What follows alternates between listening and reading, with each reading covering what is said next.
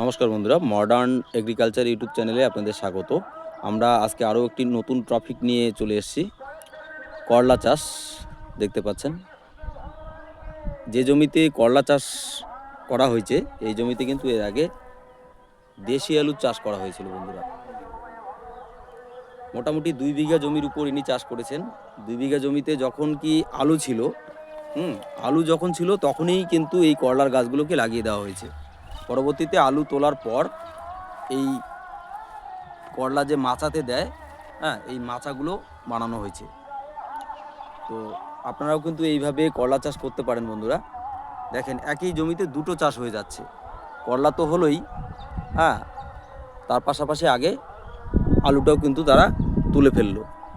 এবার যদি বলেন কি সার দেওয়া হয়েছে, বেসিক্যালি আমি কিন্তু এর পরবর্তীতে যে ভিডিওগুলো করব বন্ধুরা, কোন জমিতে কি সার দিতে হয়, সারের পরিমাণ কি, সেই বিষয়গুলো আমি একটু হাইলাইট করার চেষ্টা করব। সেই বিষয়গুলো আমি এখন ভালোভাবে নিজেই জানার চেষ্টা করতেছি। পরবর্তীতে কোন জমিতে কত পরিমাণ কি সার দিতে হবে সেই বিষয়গুলো কিন্তু আমার ভিডিওতে পাবেন। তো এই করলা চাষ যে করা হয়েছে, যখন কি করলা চাষ করেছিল তখন কিন্তু জমিতে আলু ছিল, সেই কারণে সেরকম কিছু সার দেওয়া হয়নি। শুধু জৈব সার দিয়েই এই গাছগুলোকে লাগানো হয়েছে।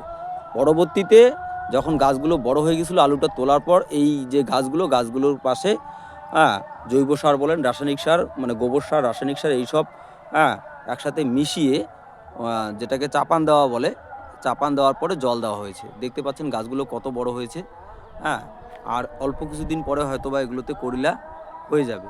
তো বন্ধুরা, আপনারাও এইভাবে চাষ করতে পারেন। আর আপনারা কি ধরনের ভিডিও চান যদি কমেন্টে বলেন, তাহলে পরবর্তীতে আমি সেই বিষয়ে এবং সেই ধরনের ভিডিও তৈরি করব।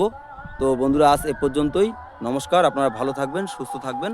পরবর্তী নেক্সট ভিডিও আসা অবধি।